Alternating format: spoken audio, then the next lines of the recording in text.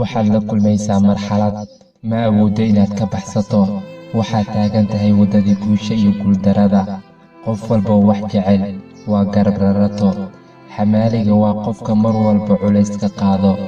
ruux wax jecel wuxuu la mid yahay xamaali. waxaad isla barbar dhigtaa qalbigaaga siduu hadda yahay iyo sidii hore.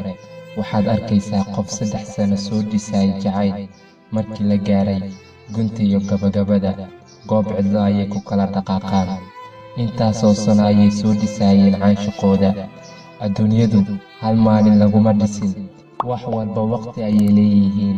dulqaad yeelo, damiirkaaga adkeey, axdiga ilaali. iimaan haddii aad leedahay, farxaddaada waxay noqonaysaa mid waarto. ragga waxay dhahaan dumarka way damac badan yihiin, balse xaqiiqda dhabta waa laga dhigay. gabadha cidlo markay dareento waxay ku dhaqaaqaysaa qof kale inay barato, ay niyadda ku dhisato, balse ma jeclo qofkaas. jecel waa kii horeeyey. gabadha ka ilaali cidlada, wehelkeeda noqo.